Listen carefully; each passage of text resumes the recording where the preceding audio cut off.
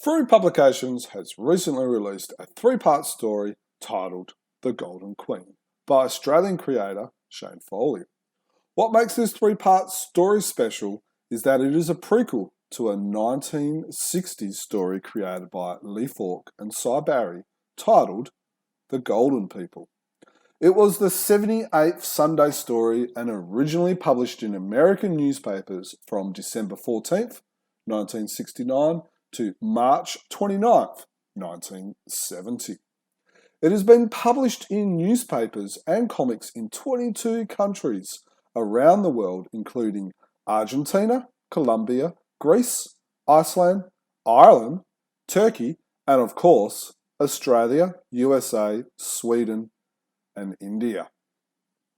This story was the only time these people been seen in both newspapers and other created stories around the world. These people are, of course, the Golden People.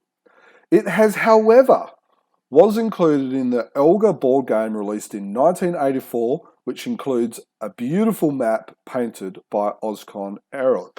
For those that are interested, we do have an English translated version of this on our Patreon. This video is part of our For Those Who Came In Late video series and is designed to help give fans an idea on what they may have missed if you have not read this story or have forgotten it or simply cannot be bothered digging it out amongst your archive of comics.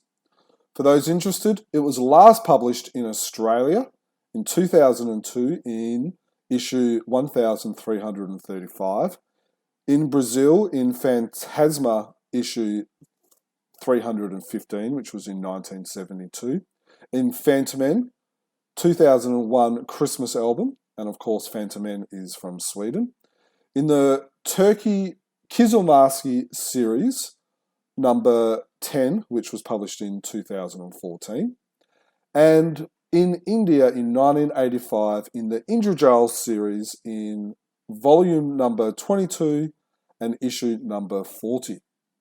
Now, the story starts off with Rex and Tom wanting to explore the major and minor treasure rooms, and we get a preview of the amazing objects in the Skull Cave, which, if creators ever get stuck for an idea, this is the place to find inspiration.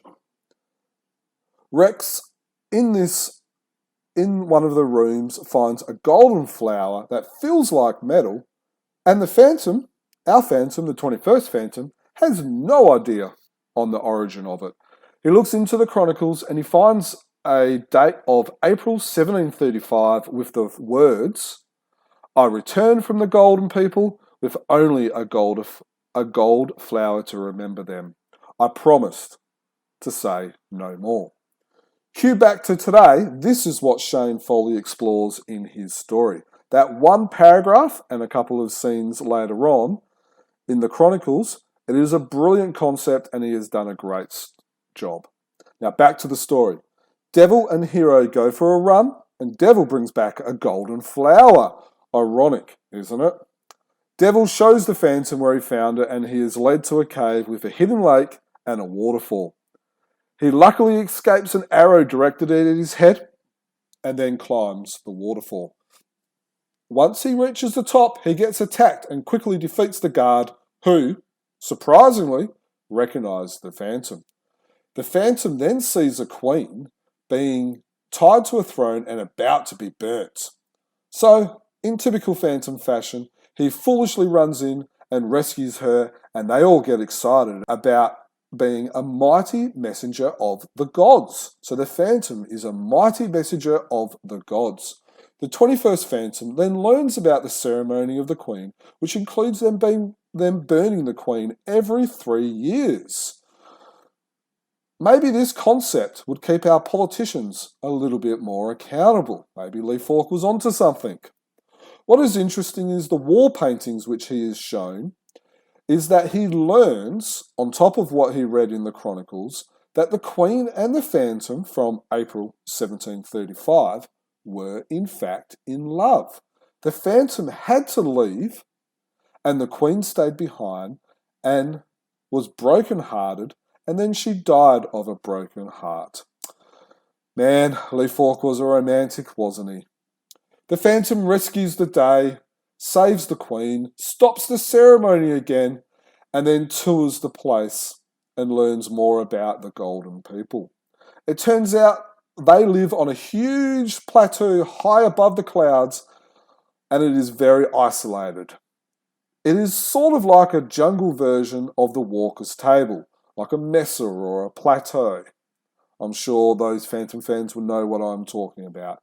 These prequel and sequel story ideas that Frew are creating are great ways of adding to the lore of what Lee Falk set out for us before. And it allows Frew to quietly build their own universe which sits closely with what Lee Falk did before. Team Phantom did it as well for decades as well. Shane Foley's story is a standalone story that you do not have to read this Lee Falk classic, The Golden People, to understand and appreciate. But hopefully, for those who do not read the story or have forgotten the story, this video will make you enjoy the three-part story by Shane even more. If you like this video from the For Those Who Came In Late series, please let us know. Also, ensure you let Frew know if you enjoyed this story by Shane, and if you would like to see more from Shane, or even more prequel and sequel Falk stories, let Frew know. Thank you for watching, and as always, happy phantoming.